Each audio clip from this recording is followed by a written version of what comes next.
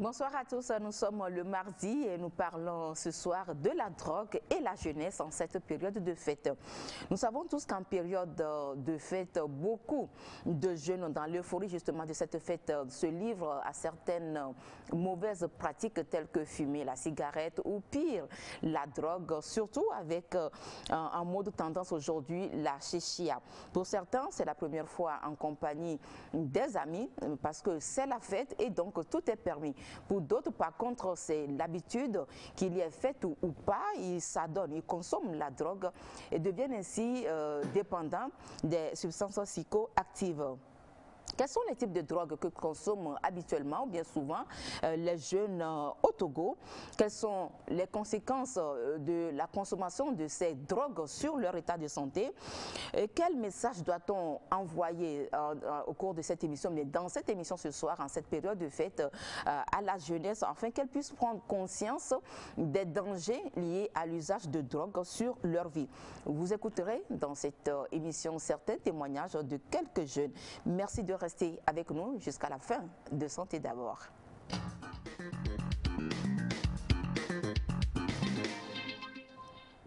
Voilà, comme invité ce soir, nous recevons pour vous frère Koutouli Sambar. Frère Koutouli Sambar, bonsoir. Bonsoir madame. Vous êtes spécialiste en santé mentale et vous êtes beaucoup plus connu sous le nom de frère Jean Mathieu de Saint-Jean-de-Dieu. Voilà, Saint-Jean-de-Dieu. Est-ce que nous parlons de Saint-Jean-de-Dieu d'Afania, de l'hôpital d'Afania? Wow. Merci madame. Nous parlons ici de centre de santé mentale Saint-Jean-de-Dieu d'Aguaï-Nivé. C'est l'annexe de l'hôpital d'Afania. Alors, d'accord.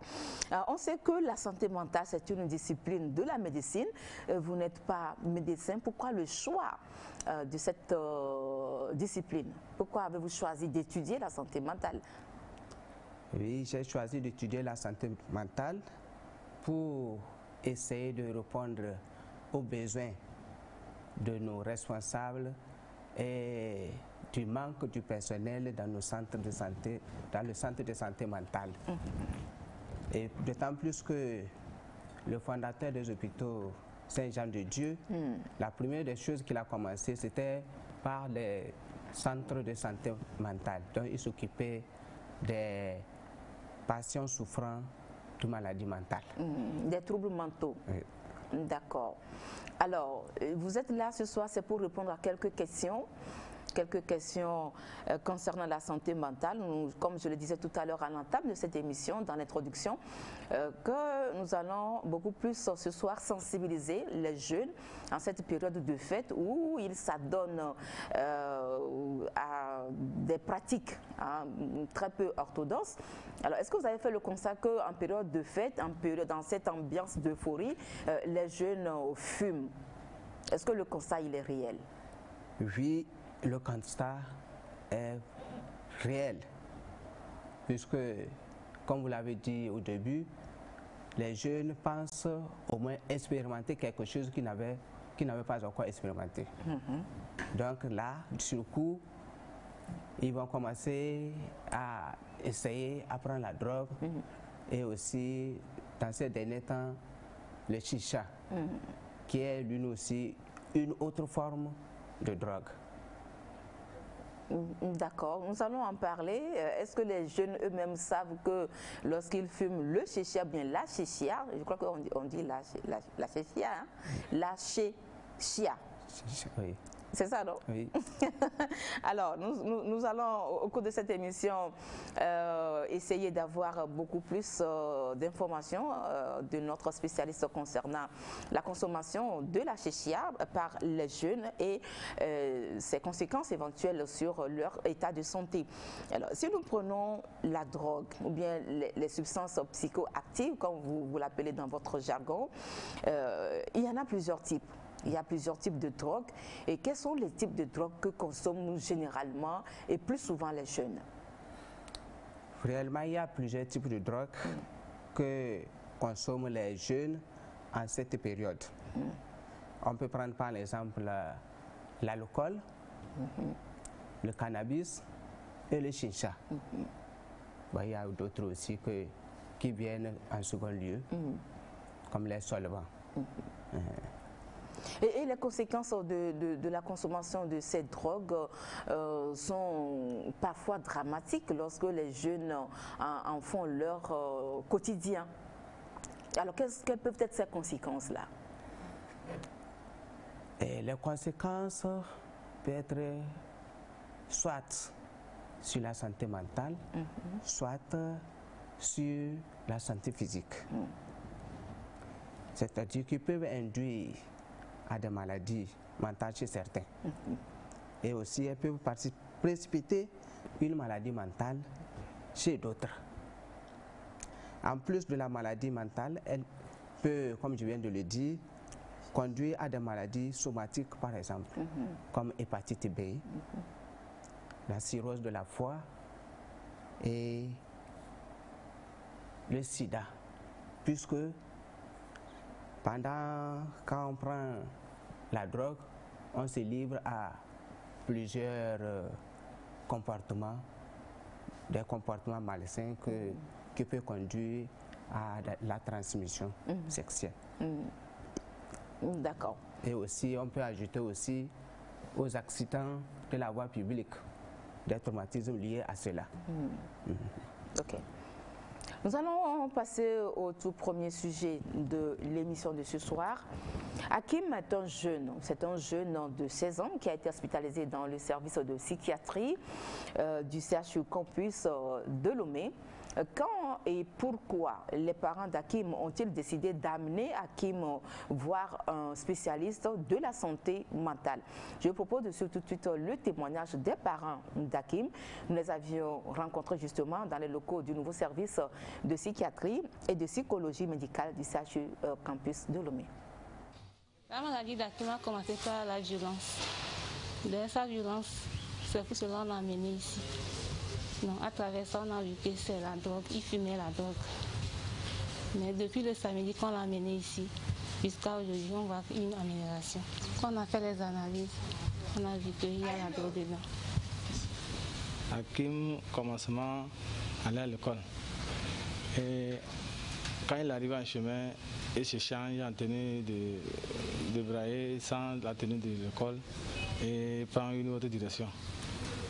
Il revient que la soirée vers 23h, voire même minuit. On lui demande, mais c'est de l'école, tu viens comme ça? Il dit oui. Et pourquoi tu n'es pas venu à midi? Il dit non, c'est lui-même. Mais comme il allait avec ses petites soeurs, c'est eux qui l'ont dévoilé que non, qu'il n'arrive pas à l'école. Et il reste où? On a cherché, on ne l'a pas trouvé. 5 jours, on l'a trouvé. Après avoir fait quelque chose de 3 jours comme ça, dans une cabane quelque part où on a trouvé les mangots, les quoi. Il y a beaucoup de chambres dans la cabane là, mais il y a quelque part où ils font le WC, il y a quelque part où ils fument, il y a quelque part où ils se couchent. Et c'est les briques qu'ils mettent comme tête d'oreille là-bas. Et on a remarqué, on l'a pris le jour là. On dit c'est quand il se couche avec qui, il n'a pas voulu nous montrer. C'est depuis ce jour-là, Hakim, l'école, non, il ne va pas. Et nous sommes venus depuis le samedi passé. Les médecins ont beaucoup fait. Et ça a diminué. Vu comment ce qu'il faisait à la maison, il dit qu'il ne reste pas ici, qu'il lui part ça. Que pourquoi on le tarde dans la maison, qu'il lui part. Mais on dit tu vas où? Il ne veut pas nous dire exactement où il va. Et on le tenait comme ça. À un moment donné, maintenant, il est devenu violent. C'est-à-dire il jette les choses partout, il ramasse d'autres. Mais il avait un petit sac là. C'est dans ça que nous avons fouillé, on a trouvé que il y a les cigarettes, le gay, avec d'autres choses, ils mettent sous les narines comme ça. On s'est dit que si on ne vient pas à l'hôpital, pourquoi on nous dit exactement ce qu'il arrive? Mais nous on a su que c'est ça qu'ils prenaient comme gay. Mais il fallait qu'on l'amène à l'hôpital pour voir qu'est-ce qu'ils vont nous dire. Ils nous sont venus, ils ont pris soin de nous. Ils ont fait les bilans et ils nous ont prescrit. Maintenant dans les bilans qu'avant-hier on a amené, il semble qu'il n'y avait rien. Que dans les bilans, il n'y a pas de problème. Mais ils ont encore demandé encore 2 analyses. C'est sur ça, c'est peut-être demain nous allons prendre les résultats. Quand il parle, il n'est pas comme on le connaissait. Il raisonne mal. Quand tu lui parles, il te dit autre chose. Il dit que lui veut aller, il veut voyager. qu'il veut aller au Gabon. On dit Gabon, c'est où que l'avion l'attend, qu'on le dérange ici. Il parle, quand il parle une fois, tu lui poses la question, tu n'as pas entendu que c'est bon, qu'on lui a déjà parlé. Que lui veut voir. Il dit, vous allez là-bas pour faire quoi? Qu'ils vont pour fumer au Gabon. C'est ce qu'il raisonne mal. Il quitte comme ça, que lui va aller uriner, mais il va n'urine même pas, il revient. Il quitte comme ça, qu'il va se doucher, il va aussi, il ressort. Et c'est comme ça. Nous sommes les parents, on ne peut pas laisser. Nous sommes en train de nous l'avons amené pour qu'on nous dise qu'est-ce qu'on peut faire de mieux pour qu'il retrouve sa santé. Et pourquoi nous sommes ici.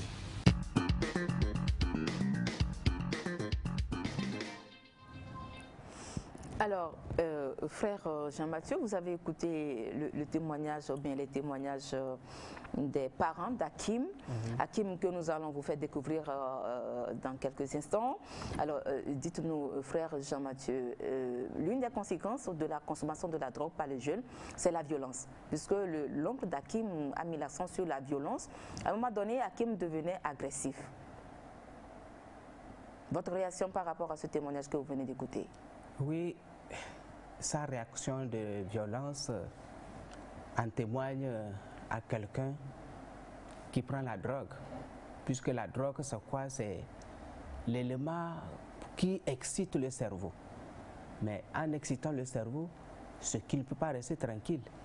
À tout moment, il va vouloir chercher à faire quelque chose, mais il n'aboutira pas. Et ainsi de suite, il ne peut pas s'asseoir, il ne peut pas rester tranquille. Et même voire même, il ne peut pas dormir. Il y aura de l'insomnie. Donc c'est ça les manifestations de l'abus de drogue chez une personne. Oui. Alors, est-ce que vous trouvez que c'est un bon réflexe lorsque les parents d'Hakim ont décidé de l'amener à l'hôpital? Oui, effectivement, ça, c'est une bonne chose. Parce que sans des centres comme ça qui doivent le prendre en charge, on risque de le perdre totalement. Donc il va se retrouver dans la rue et il ne pourra rien faire. Mais avec les soins à l'hôpital et une bonne suivi et la réinsertion, il va se retrouver, avoir ses capacités comme il le faut. Oui. Alors, est-ce qu'au niveau de votre centre de santé mentale d'Agoué, est-ce que vous recevez souvent des jeunes en majorité? Oui, on reçoit beaucoup. Ils arrivent dans le même cas de consommation de drogue. Mais on essaie de faire notre mieux. Mais aussi pour qu'ils puissent retrouver le chemin de l'école et puis leurs activités. Mais il faut noter que aussi, il y a aussi cet esprit de la volonté de la personne qui doit mettre en jeu pour qu'il puisse cesser de prendre la drogue. S'il n'y a pas cette volonté, on ne pourra plus. Les médicaments seront là, mais on ne peut plus le récupérer comme il le faut. Il faudrait d'abord que la personne accepte son état et prenne conscience et reste déterminée de guérir ou bien de sortir de cette emprise de la drogue, c'est ça? Effectivement. Il faut que lui prenne la conscience de ce qui se passe et regrette le passé pour se remettre dans un nouveau état. Et vous êtes là justement pour les accompagner, ces jeunes-là. Alors, dites-nous, vous êtes spécialiste en santé mentale. Concernant la prise en charge, le cas de Hakim, par exemple, comment est-ce que vous l'accompagnez? Un accompagnement psychologique aussi est possible hein, dans ce cas de figure, n'est-ce pas? Ah oui. L'accompagnement de ces cas a plusieurs, on peut dire 2 à 3 volets. Premièrement, le traitement chimique. Chimiothérapie, c'est les médicaments qu'on peut l'apporter. Oui. En plus, maintenant, une psychothérapie qui consiste maintenant à l'écouter et à le guider. Voilà. Maintenant, un troisième traitement, c'est la réinsertion en famille et aussi la volonté de la famille de l'accepter dans la famille. Oui. D'accord. Alors, lorsqu'on évoque une maladie mentale ou bien lorsqu'on parle d'une personne qui souffre des troubles mentaux, on a comme l'impression, on a souvent dit on dit souvent que c'est une personne qui n'est pas en possession totalement de toutes ses facultés. mental. Alors, lorsqu'on a un malade mental à la maison, un jeune qui se drogue à l'insu de ses parents, comment est-ce que les parents peuvent savoir détecter chez l'enfant quelques signes pour dire que j'ai comme l'impression que mon enfant est en train de prendre de la drogue? Est-ce qu'il y a des signes, des symptômes que l'enfant va développer ou bien le jeune va développer? Bon, parler de symptômes, on peut en trouver. Puisque chez Hakim, il a fallu aussi le fait de sortir de la maison, qu'on appelle fuguer la maison, pour un bon moment. Oui. Il y a aussi ça qu'on peut signaler, et aussi dans son comportement, s'il est agressif, ou bien s'il n'arrive pas à rester tranquille, ou bien il n'arrive pas à accomplir ses besoins, surtout si c'est un étudiant ou bien un élève, il n'arrivera pas à étudier, et ça donnera toujours à des sorties inutiles. Alors, Hakim, c'est un jeune, je le disais que vous allez le découvrir tout à l'heure, un jeune qui est plein de vie, mais malheureusement, la drogue a eu tellement de l'emprise sur sa personne et cette drogue-là a voulu l'anéantir. Dieu merci, Hakim s'est retrouvé entre les mains de l'équipe soignante ou bien du personnel soignant du service de la psychiatrie. Et aujourd'hui, Hakim se sent plus ou moins bien. Et nous allons découvrir Hakim à travers cet entretien qu'on a eu avec lui sur son lieu d'hospitalisation. Regardez. Merci de nous suivre. Comme vous le voyez, nous sommes au service psychiatrie du campus et j'ai à côté de moi Hakim, mon ami qui a accepté aujourd'hui répondre à quelques questions que j'ai voulu lui poser. Alors Hakim, bonjour, comment ça va? Enfin. Super. Dis-moi, aujourd'hui qu'est-ce que tu as mangé déjà? J'ai mangé l'haricot avec maca, du genre, le pain. D'accord, d'accord. Dis-moi, qu'est-ce qui t'a amené ici à l'hôpital? Rien de bon. Okay. C'est moi-même qui était venu du genre. Raconte-moi une histoire. Moi, des fois, je fume en désordre dans la rue même. Donc tu fumes? Ouais. Qu'est-ce que tu fumes? De la drogue. Quelle drogue? Du cannabis? Amnésia. Amnésia? Ouais. Alors, ça fait combien de temps que tu fumes de l'amnésia? J'ai commencé ça depuis 2014. Ça a duré. Yes, on me fait des piqûres en désordre. En désordre?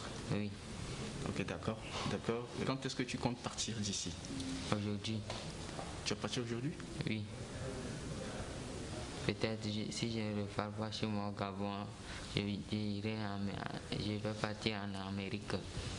D'accord. Est-ce que les médecins t'ont dit de quoi tu souffres? Non. Est-ce que tu sais même que tu souffres de quelque chose? Non. Donc tu n'es pas malade? Non, je ne suis pas malade. Et si tu n'es pas malade, qu'est-ce que tu cherches ici? Je suis venu pour me soigner. Te soigner de quoi? De la maladie, de la drogue. La maladie de la drogue? Ouais. Donc si je comprends bien, c'est à cause de la drogue que tu es ici aujourd'hui? Ouais. Quelle est la dernière fois que tu as fumé? Aujourd'hui matin, 5h30. Tu as fumé ici aujourd'hui? Oui. Je vais devenir un militaire professionnel. D'accord. Tu veux devenir militaire? Ouais, comme un colonel en même temps. Qu'est-ce que tu aimes dans la vie? Moi, j'aime de l'ambiance, quoi. Tu aimes de l'ambiance? Ouais. Est-ce que tu danses? Je danse trop. Tu peux me faire quelques pas de danse? Ouais, mais comme il n'y a pas de musique, je ne peux pas. Hakim, dis-moi, je suis en train de voir un chapelet. Oui, c'est ça. Est-ce que tu es chrétien? Non, je ne suis pas chrétien, mais j'aime les chapelets. Je suis musulman. Est-ce que tu crois à la guérison? Ouais. Est-ce que tu penses que Allah pourrait t'aider à guérir? Je pense. C'est le seul qui est là. Il n'y a personne. Est-ce que tu sais qu'avec Allah, on ne fume pas? Oui, je sais. Donc tu penses laisser bon. La drogue? Ouais. D'accord, d'accord. J'ai déjà laissé ça même. D'accord, d'accord. Aujourd'hui matin à 5h. D'accord, d'accord. Merci beaucoup Hakim. Ok. Merci.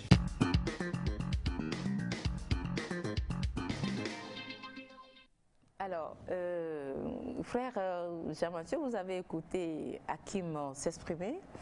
lorsqu'on lui posait des questions, il répondait aux questions, mais une chose m'a frappée, ou bien une chose a attiré mon attention dans les réponses données par Hakim. Lorsqu'on lui a demandé par exemple de danser, Hakim a dit que non, il n'y a pas de la musique. Donc ça veut dire qu'il ne peut pas esquisser des pas de danse tant qu'il n'y a pas de la sonorité, il n'y a pas une chanson. Alors est-ce qu'on peut dire que Hakim est en train, avec le traitement, est en train de recouvrer petit à petit son esprit? Et en entendant parler, c'est vrai qu'il n'y a pas de cohérence dans tout ce qu'il disait, mais il n'est pas aussi trop loin de sa lucidité, vrai ou faux? Vrai. Quelle est votre réaction par rapport à entendre parler Hakim? Comment est-ce que vous réagissez face à ce cas? Bon, face à Hakim, ma réaction est qu'il est en train de retrouver sa santé, ça. Mais il reste beaucoup à faire parce que actuellement, il est toujours délirant. C'est-à-dire qu'il parle de choses qui ne peuvent pas se réaliser. Voilà. Oui, et dans les idées, ce n'est pas cohérent comme vous l'avez dit. Tantôt il va dire ceci, tantôt il change de ceci, mais il a aussi ces idées de grandeur qu'il a en lui. Et c'est ça à peu près. Lorsque vous parlez des idées de grandeur qu'il a en lui, quand il fait allusion par exemple à son voyage, il veut prendre l'avion pour aller au Gabon et aller fumer là-bas au Gabon. Est-ce que c'est de ça que vous parlez? Il y a ça dedans, et en plus il dit qu'il va être militaire, en même temps colonel. Oui, c'est vrai, il a dit. C'est-à-dire désire être plus haut que la place prévue. Donc avec le traitement, je pense, et sa volonté, s'il est déterminé, il peut recouvrir la santé. Alors, dites-nous, frère Jean-Mathieu, vous êtes constamment, de façon permanente avec ces jeunes. Alors, quel est votre constat? Est-ce que ces jeunes-là, lorsque vous vous approchez d'eux, vous discutez avec eux, qu'est-ce que vous remarquez souvent chez ces jeunes-là en question? Bon, le constat, quand je discute avec eux, c'est vrai, il y a peut-être des situations qui les conduisent à la consommation de la drogue. Des situations telles que peut-être ils désirent quelque chose, mais ils ne l'obtiennent pas. Et c'est là qui peut le conduire. Ou bien, si les enfants, des jeunes qui sont laissés à eux-mêmes, et il y a cet esprit d'avoir quelqu'un à côté qui ne trouve pas, que je peux dire l'affection. Manque d'affection. Oui, le manque d'affection parentale qui peut les conduire à ça. Puisque actuellement, on peut trouver qu'il y a des jeunes qui vivent loin des parents. Mais quand ils ont envie de voir l'un des parents, ils ne le trouvent pas, mais ils se réfugient dans la consommation de la drogue. Il y a aussi ces cas-là qui sont là. Ou bien, il veut faire quelque chose, mais il n'arrive pas, comme je le disais. Oui. Alors, nous parlons ce soir de la santé mentale en mettant au centre les jeunes. Nous sommes en période de fête. C'est vrai qu'il y a une fête qui est déjà passée, il y a une autre qui est en cours. Et ces jeunes-là profitent de l'euphorie de ces fêtes-là pour consommer vraiment de la drogue ou bien fumer de la cigarette, même si c'est pour la première fois pour certains, mais pour d'autres, c'est une question d'habitude. Alors, je l'avais dit également dans mon introduction qu'aujourd'hui, les jeunes s'adonnent au chicha, ou bien à la chicha. Dites-nous, la chicha, est-ce que c'est une drogue?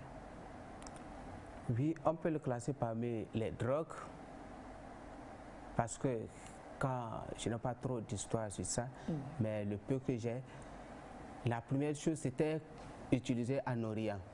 C'est-à-dire en Orient, oui, ok, en Orient. En Syrie. Et bon. Maintenant, et actuellement, il s'est fait qu'on essaie de mettre la drogue dedans pour que les jeunes consomment. Et dans les drogues maintenant, il y a des molécules qui mettent de fait qu'une fois consommé, vous avez toujours l'envie de consommer toujours. Donc c'est ça qui fait le problème. Une fois qu'on touche à ça, le lendemain, on voit l'envie. On devient addict. Oui, on peut devenir addict à cause de ça. Oui. Alors, Hakim a parlé d'amnésia. Amnésia aussi qui est une sorte de drogue. Est-ce que c'est une drogue qui est dangereuse pour les jeunes? Oui, toutes sortes de drogues est dangereuses pour les jeunes parce que ça atteint le cerveau et ça le détruit. Oui. Des fois, je prends l'exemple, j'explique, je dis, et naturellement, le bon Dieu a créé l'homme avec ses facultés, avec, disons, une capacité d'énergie que ça peut atteindre, mais avec les drogues, ça leur permet d'avancer plus, d'accélérer la vitesse que le bon Dieu a créée pour que le cerveau puisse travailler. Et c'est ça qui le détruit. Alors, vous êtes spécialiste en santé mentale, vous nous l'avez dit. Vous devez certainement avoir une idée sur la situation des jeunes. Hein. Lorsqu'on nous prenons la santé mentale, quelle est la situation au Togo? Au Togo, la situation des jeunes. Des jeunes, oui, des jeunes. Bon, actuellement, les jeunes s'adonnent plus à la drogue. Bon, on ne peut pas donner un nombre statistiques, voilà, précis comme ça actuellement. Mais par exemple, dans notre centre, on a reçu en 2020 1160 patients. Mais sur les 1160, il y a 140, soit un pourcentage de 12%, qui étaient liés à la consommation de drogue. Et c'est rien que des jeunes. Rien que des jeunes. Oui. Rien que des jeunes. Donc la situation, elle est dramatique. Vraiment dramatique. Et nous interpelle à faire plus d'attention. Oui. À agir. Et à agir. Et en quoi faisant, par exemple? Pour nous qui sommes des parents. Premièrement, nos enfants sortent, on ne peut pas rester derrière eux comme des gendarmes. Qu'est-ce que nous devons faire? Pour les parents, c'est l'éducation d'abord. Avoir le temps aussi de rester avec les enfants à la maison et les écouter, leurs besoins et voir dans quelle mesure il faut répondre à cela. Et aussi, il faut aussi la sensibilisation, que ce soit dans les écoles ou bien dans les internats. Il faudrait qu'on sensibilise les gens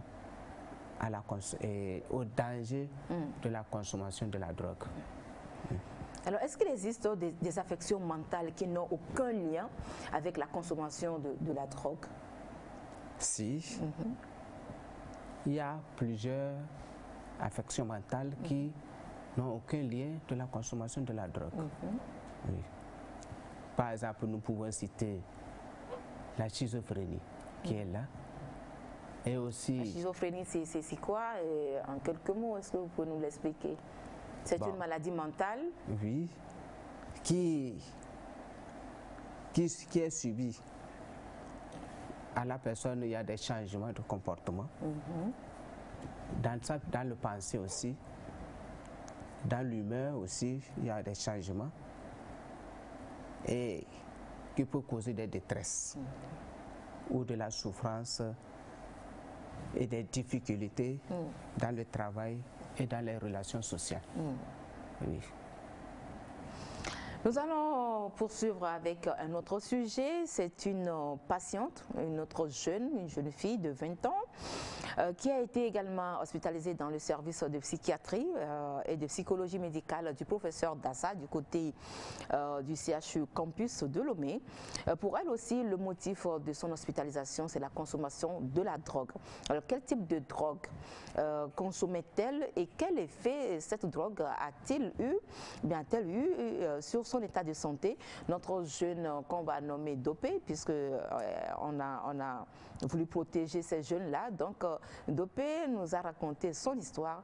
Nous l'écoutons à travers ce témoignage.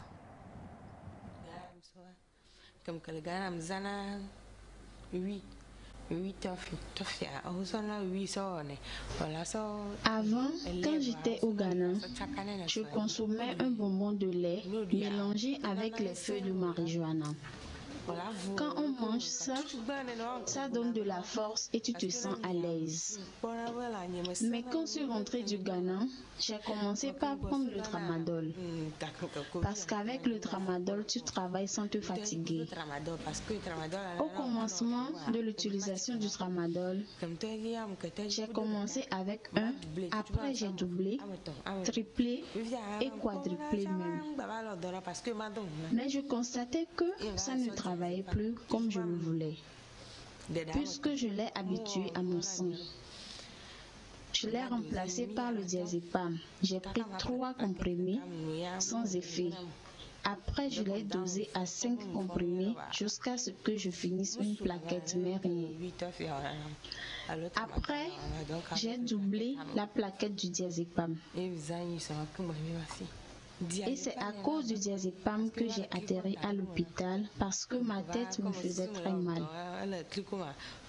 Quand mon frère m'a accompagné ici, j'ai plus trop mal. Ça va un peu. Les médecins ont fait un bon travail. Je transmets ce message aux autres de bien réfléchir avant de commencer toute chose.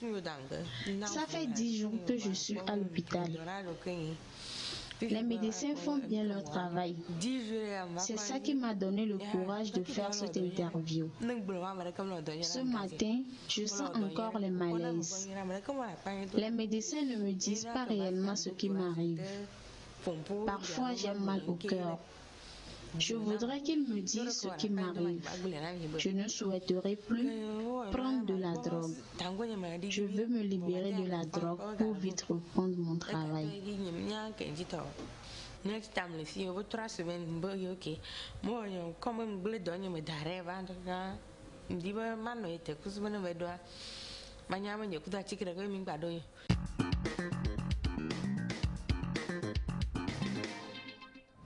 Alors, frère Jean-Mathieu, vous avez écouté également le témoignage de notre sœur, de notre enfant que j'ai nommé Dopé.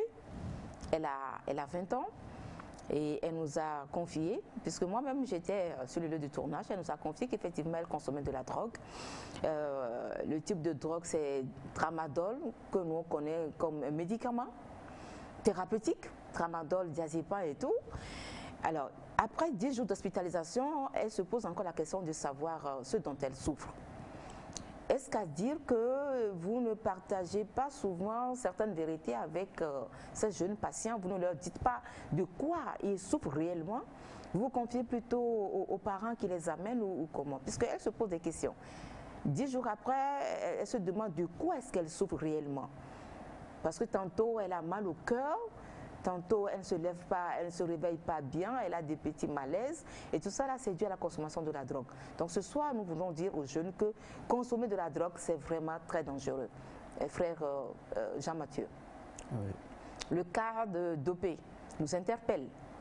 Si, mais à votre question, si on ne dit pas la vérité aux patients, mais le cas de Dopé est qu'il y a plusieurs symptômes qui se manifestent à ce niveau. Voilà. Mais il faudrait que le médecin prenne le temps de diagnostiquer pour trouver au moins de quoi il s'agit-il. Voilà. Mais à la base, c'est la consommation de la drogue. Oui, la base est la consommation de la drogue. Oui, si on se met là-bas, mais ça n'est pas ça seulement, mais ça ajoute autrement. Ça peut donner d'autres maladies à cela, comme le cas de Dopé. Donc, c'est pour dire que le diagnostic d'une maladie mentale doit se révéler au plus, c'est 6 mois qu'il faut réellement dire que c'est de telles maladies que souffre le patient. Et ça, en 10 jours, on ne peut pas déterminer réellement ce qui se passe. Et donc, ce soir, est-ce que vous nous dites qu'une maladie mentale, lorsqu'elle n'est pas prise en charge tôt, peut évoluer vers des complications vraiment très, très, très sérieuses? L'une des complications, par exemple, serait laquelle? Même si vous n'êtes pas médecin, vous avez étudié la santé mentale, vous êtes spécialiste en santé mentale. Dites-nous, l'évolution d'une maladie mentale, nos prises en charge tôt, ce serait quel type de complications? Oui, je vais prendre par exemple la maladie que nous appelons la dépression, qui se caractérise par la tristesse. La tristesse accrue, le manque de plaisir à tout, la démotivation totale et l'insomnie, des idées noires, l'envie de mourir. Et cela, justement, si on ne prend pas tôt en charge cette maladie, ça peut conduire au suicide, que nous enregistrons malheureusement ces dernières années, beaucoup de suicides dans le pays. C'est ça. Ok. Alors, au niveau de votre centre de santé mentale d'Agoué, est-ce que vous avez une équipe d'intervention mobile? Actuellement, je peux dire non. Nous ne sommes pas arrivés à ce moment, mais nous sommes en train de penser à cela. Mais s'il y a de bonne volonté qui peut nous aider dans ce sens pour qu'on ait des interventions mobiles, ils seront les bienvenus. Ça. Est-ce qu'après guérison de certains jeunes qui ont été admis dans votre centre, est-ce que la réinsertion s'est faite dans des conditions difficiles ou bien quelles sont les difficultés liées à la réinsertion de ces jeunes-là dans leur vie, bien dans la société? Oui, la réinsertion effectivement a beaucoup de soucis parce qu'après le traitement et même dans les familles, c'est vraiment avec des difficultés que les patients puissent se réinsérer en famille. Donc ça, c'est un autre poids que nous demandons. C'est une autre difficulté. C'est des difficultés à ce niveau. Or, le traitement de ces patients demande à ce que, à la fin, qu'ils puissent être réinsérés dans la société, faire quelque chose. C'est ça. Et aussi, c'est l'occasion qu'on interpelle aussi les personnes de bonne volonté, de bonne foi, qu'ils puissent au moins aider ces patients à se sentir à l'aise. Si on prend l'exemple des responsables d'entreprise, ils peuvent les employer pour à mi-temps, si possible, et ça dépendra de comment la personne est. Si possible, même totalement, il peut les employer pour un bon moment. Et aussi, les centres de formation peuvent aussi essayer de les aider à les former gratuitement. Si on regarde les couturiers, la menuiserie, eux aussi peuvent intervenir dans ce sens pour que ces malades se sentent heureux dans la société. Alors, est-ce qu'on peut avoir une idée sur le nombre de centres, nombre de services ou bien de centres de santé mentale sur l'ensemble du territoire togolais? Sur l'ensemble du territoire togolais, à ce jour, nous avons un seul hôpital, l'hôpital psychiatrique de Zébé. Et l'État aussi fait effort pour que dans chaque hôpital universitaire et régional aussi et préfectoral, pourquoi pas, pour qu'ils aient maintenant des unités de psychiatrie. Maintenant, en plus aussi de ça, on a des centres confessionnels qui interviennent, qu'on peut citer par exemple à Lomé, le centre de santé mentale Saint-Jean-de-Dieu, qui est situé à Agoué, et le centre Paul Louis, qui est situé à Kégué, Et au nord, au Grand Nord, à Dapaon, et le centre de santé mentale Yendoubé.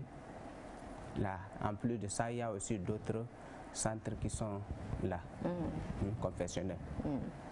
Alors, est-ce que vous-même, par rapport aux soins que vous donnez à ces jeunes patients, est-ce que vous êtes satisfait du traitement ou bien il y a parfois des plaintes venant des parents ou bien même de ces jeunes-là qui sont vraiment matures? Est-ce que vous recevez souvent des plaintes venant de votre patientèle? Si oui, quel genre de plaintes par exemple? Il y a des plaintes, comme on dit, au niveau de la réinsertion, puisque la personne n'arrive pas à faire ses activités. Et aussi, surtout, le moyen financier pour pouvoir acheter ses médicaments. Parce que ça demande beaucoup de sous pour les médicaments. C'est surtout financier. Si la personne ne fait rien, où est-ce qu'il va trouver? Voilà.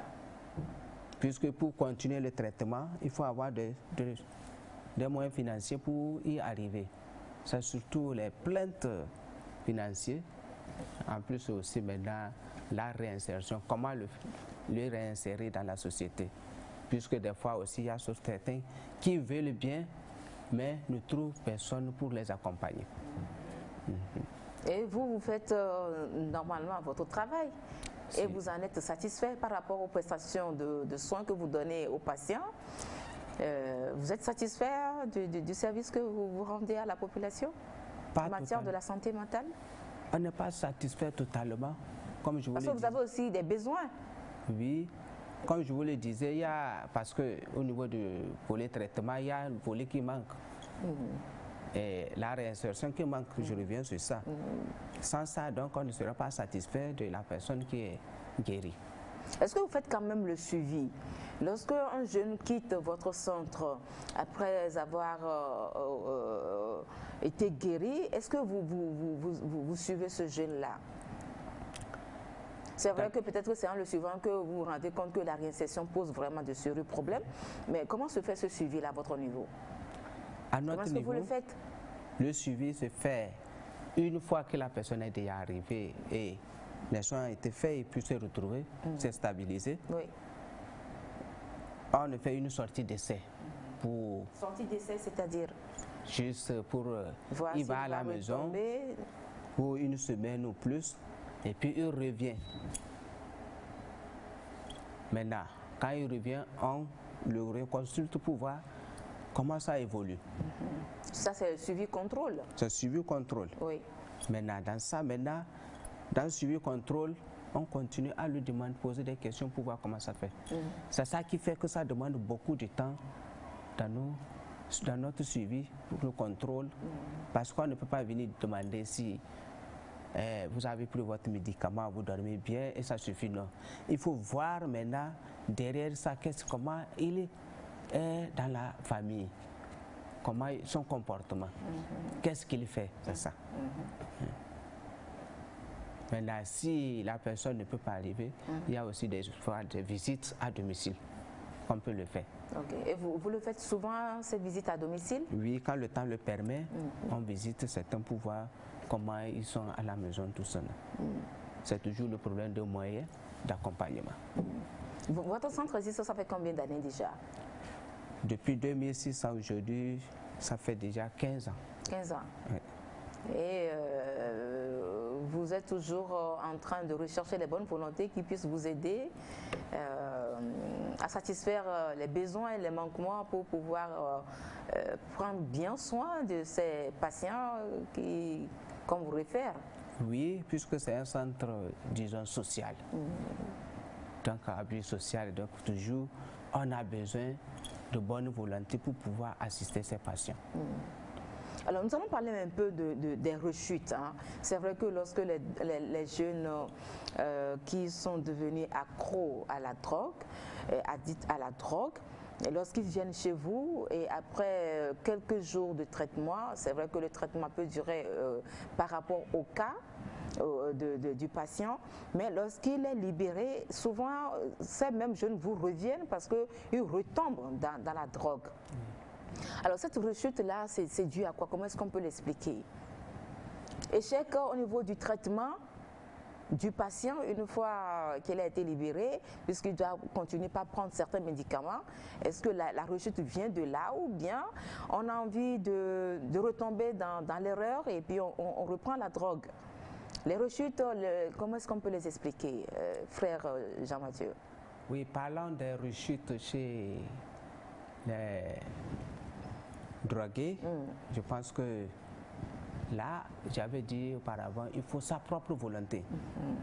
Si la volonté n'est pas, il peut retomber dans l'envie de consommer. Parce que s'il a envie, il va retourner là-bas. Et aussi, ça est dû à la compagnie. Les mauvaises compagnies. Oui. Si, après le traitement, le groupe qui était avec lui, s'il retourne là-bas, il va reprendre. Parce qu'eux ne vont pas lui laisser libre.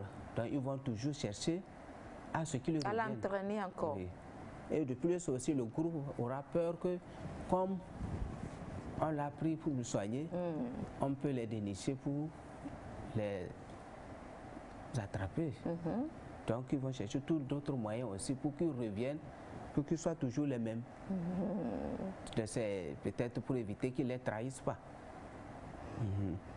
Et aussi, peut-être si la personne a la volonté de laisser à lui-même, il manque de moyens pour continuer à s'acheter des médicaments. Oui.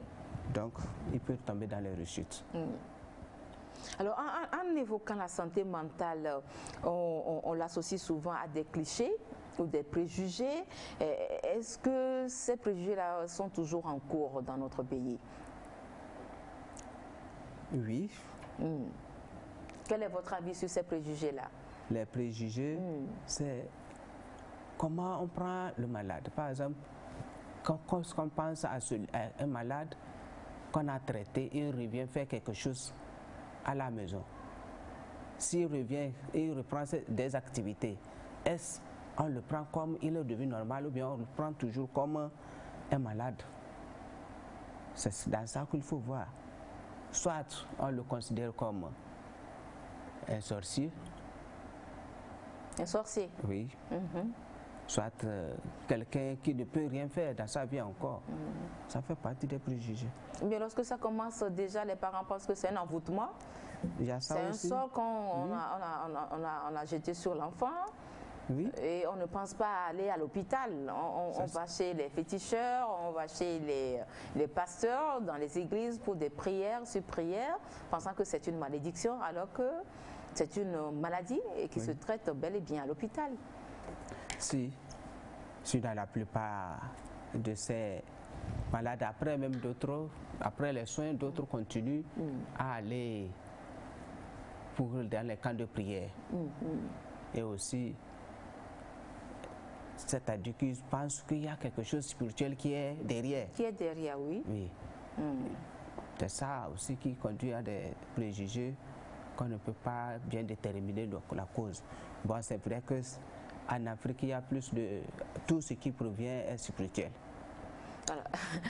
Est-ce que vous arrivez de recevoir des cas où lorsque vous voyez la personne, vous vous rendez compte que finalement, le traitement à l'hôpital ne pourra rien? Et puisque la personne peut-être a une démence, la personne est devenue fou, si c'est un homme, il est devenu fou, bien une femme, elle est devenue folle, et donc une personne qui ne peut plus être récupérée par l'hôpital. Est-ce que vous arrivez des cas comme ça? À des cas que l'hôpital ne peut pas récupérer? Il ne peut pas récupérer. Bon, des cas qui vous arrivent tardivement parce qu'on est en train de traiter de façon spirituelle, chez les féticheurs, ou bien avec du mysticisme et tout. Et finalement, au lieu d'arriver à l'hôpital, ils arrivent à l'hôpital tardivement et l'hôpital ne peut plus récupérer ce cas-là, ce patient, mais cette patiente-là, parce que la démence s'installe, la personne est devenue vraiment fou ou bien folle. Et est-ce que ça vous arrive souvent, de ces cas-là? Vous en avez déjà vu? Il y en a beaucoup de cas dans ce sens. Parce que si je reprends aussi, dans notre pays, on arrive à l'hôpital après avoir fait des séjours chez les féticheurs, les charlatans, tout le tout, avant d'y arriver. C'est ça. Mais ils arrivent, on essaie, mais ils se retrouvent. Et ils se disent, s'ils savaient, ils devaient être ici en premier lieu. Et aussi des fois, ils arrivent quand tous les sous sont finis. Donc maintenant, ils vont commencer à rouler sur des dettes. Et parmi ces patients-là, des enfants, ils figurent, des enfants qui deviennent fous, qu'on ne peut pas récupérer. Des enfants, si. D'une vingtaine d'années, des enfants d'une vingtaine d'années. Pas enfants, des jeunes, je veux dire. Des jeunes, il y en a beaucoup. Qui deviennent fous. Qu'on pense ne pas récupérer. Oui, il y en a beaucoup. Et ils deviennent des dangers publics alors. Si vous ne pouvez pas les récupérer, ces jeunes-là, ça veut dire qu'ils sont des dangers. Non, je dis pas. Ils constituent des dangers non seulement pour leur cellule familiale, mais des dangers publics, comme je le dis aussi. Lorsqu'ils échappent au contrôle de la maison, ils sortent, mais c'est attention. Je ne dis pas que l'hôpital ne peut pas les récupérer. L'hôpital peut les récupérer, mais c'est le suivi qui fait problème. Parce qu'on a dépensé énormément après chose et puis c'est revenu encore. Le suivi à domicile. Oui. D'accord. Dernier sujet de cette émission, nous allons faire un tour au niveau du nouveau service du CHU Campus, le service de la psychiatrie et de la psychologie médicale, situé donc à l'entrée du CHU Campus. Alors, des patients aussi bien des hommes que des femmes visitent ce service-là. Ils sont pris en charge par une équipe très dynamique, une équipe soignante du professeur Dassa. Nous allons aller tout de suite à la découverte de ce nouveau service du CHU Campus, le nouveau service de la psychiatrie et de la psychologie médicale pour voir ce qui se passe réellement. Le nouveau service de psychiatrie et de psychologie médicale du CHU Campus est divisé en 2 départements, la consultation et l'hospitalisation. Le personnel est pluridisciplinaire, une équipe dynamique qui prend en charge diverses affections mentales.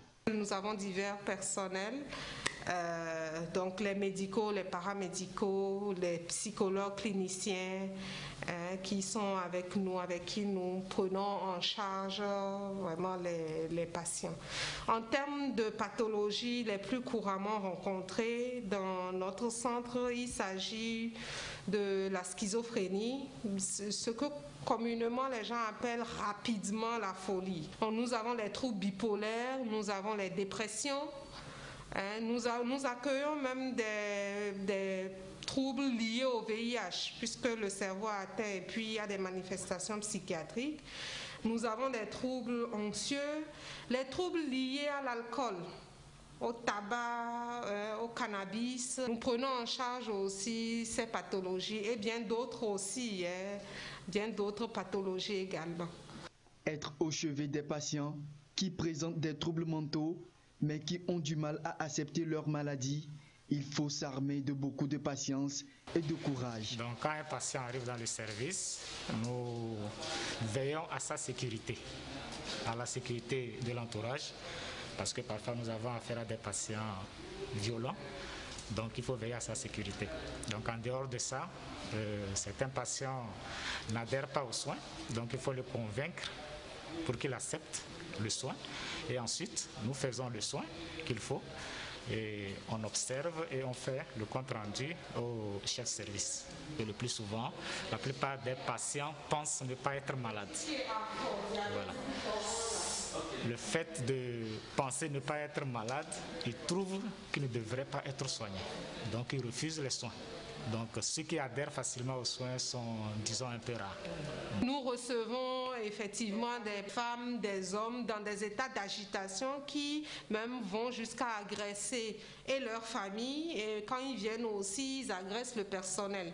Autant des agressions verbales vraiment rudes que physiquement même. Elle avait le trouble mental, mais c'est famille quoi. Il s'agit que quelqu'un a pris chose là, la clé pour taper sa tête. Donc c'est à ce moment-là qu'elle a eu l'action. Donc jusqu'à présent, nous faisons. Si tu voyais mon enfant, tu ne peux pas rester debout même. Je pleurais. Maintenant, là où nous sommes, la chose devient plus en plus grave. Le suivi des patients est un véritable travail et il est bien organisé. Chaque professionnel de santé joue bien son rôle sous la supervision de la surveillante. Je coordonne surtout le service de garde, les permanences, les gardes, le matériel de soins, l'entretien du bâtiment, l'assiduité du personnel. Et j'essaie d'intermédiaire entre la direction et le personnel également. Dans la salle commune d'hospitalisation pour les femmes, nous avions rencontré Samata, une patiente âgée de 20 ans qui s'est retrouvée là-bas et mise sous traitement. Quel a été le motif de son hospitalisation? Je fumais quoi, je prenais du ganja, je ne sais pas comment on appelle ça en français. Et puis, je suis revenue ici, je n'ai jamais pris le tofu du ganja. Je n'ai jamais pris ça. Après, c'est ici que j'ai pris ça et puis ça m'a un peu troublé le cerveau. Et c'est là que je me suis retrouvée ici à l'hôpital. Et voilà, je me sens mieux maintenant par le traitement des médecins. La consommation des substances psychoactives est très dangereuse pour la santé et les conséquences peuvent être dramatiques. Les cas d'Hakim, c'est toujours la consommation de drogue. La consommation de drogue, chez Hakim, ce n'est pas cannabis. Maintenant, aujourd'hui, ils ont une catégorie de drogue qu'ils appellent amnésia. Et la conséquence, c'est qu'il a commencé par prendre amnésia et quand on a fait le bilan, le foie est perturbé. Donc, son foie a des problèmes actuellement. Donc, nous sommes en train de gérer ça avec le service de gastro. Il ne raisonne pas du tout bien. Donc, actuellement, il délire. Il ne sait pas ce qu'il fait. Donc, c'est ça. Donc, les conséquences des drogues, c'est qu'on devient fou. Le nouveau bâtiment du service de psychiatrie et de psychologie médicale du CHU Campus est ouvert à tous. Il offre aux patients des prestations de qualité en santé mentale.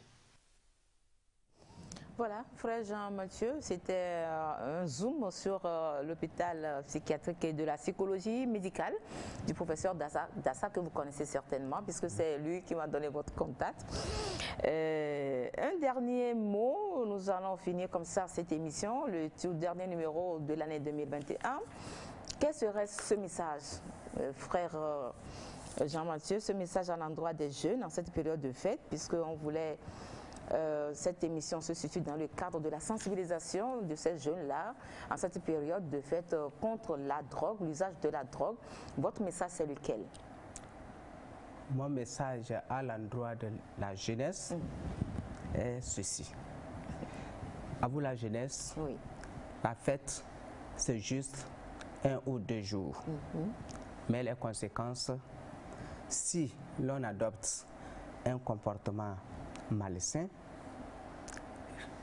peuvent être pour longtemps et voire pour toute la vie. Je pense que c'est ça. C'est tout? Et à l'endroit des parents que nous sommes, nous sommes les responsables de ces enfants-là. Oui. À l'endroit des parents, à vous les parents, oui.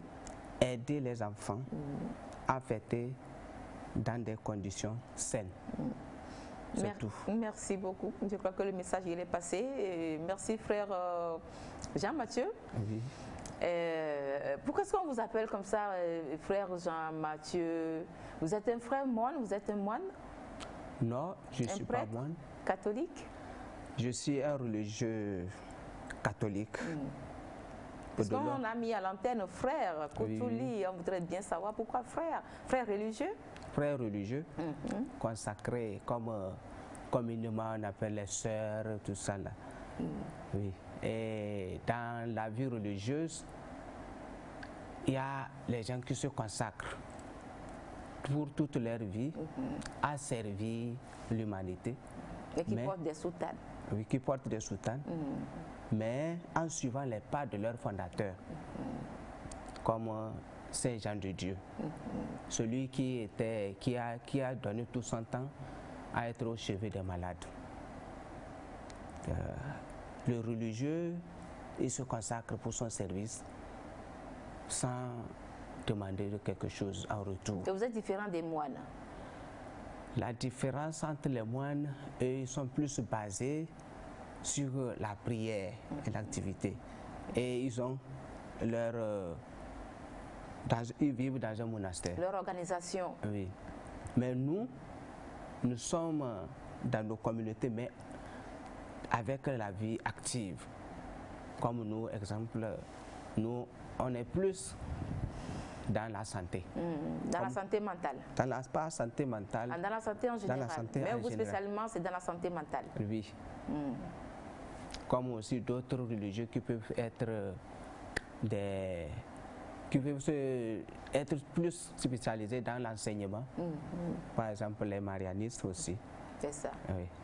Ok, merci beaucoup frère Jean-Mathieu d'être passé dans cette émission sur le plateau de Santé d'abord. Le tout dernier numéro, je le disais tout à l'heure, le tout dernier numéro de l'année 2021. Merci à tous nos fidèles téléspectateurs à qui nous souhaitons déjà une bonne et heureuse année 2022 puisque 2022 c'est dans quelques jours. Beaucoup de santé à vous. Nous vous exhortons à préserver cette santé comme on le dit. La santé n'a pas de prix, même si elle a un coût, nous devons forcément la préserver. Merci pour votre disponibilité frère Jean et bonne et heureuse année 2022. Merci beaucoup, Madame Carole, pour l'invitation. Bonne et heureuse année à vous et que Dieu vous bénisse et votre famille. Amen. Amen. Alors, merci à tous les techniciens qui nous ont accompagnés tout au long de cette année finissante. Merci aux réalisateurs, j'allais dire, du jour, M. Capoin Kati Kodjo. Merci également à toute l'équipe de Santé d'abord. On se donne rendez-vous l'année prochaine, d'ici janvier. On va se retrouver probablement pour un nouveau numéro de votre émission Santé d'abord. Mais d'ici là, portez-vous bien. Prenez soin de vous. Respectez toujours les mesures barrières. Portez vos masques parce que le virus du corona, avec le nouveau variant, il est toujours dans la cité et il est présent dans nos murs. Alors, respectons les mesures barrières. Merci, bonne soirée et à très bientôt. Au revoir.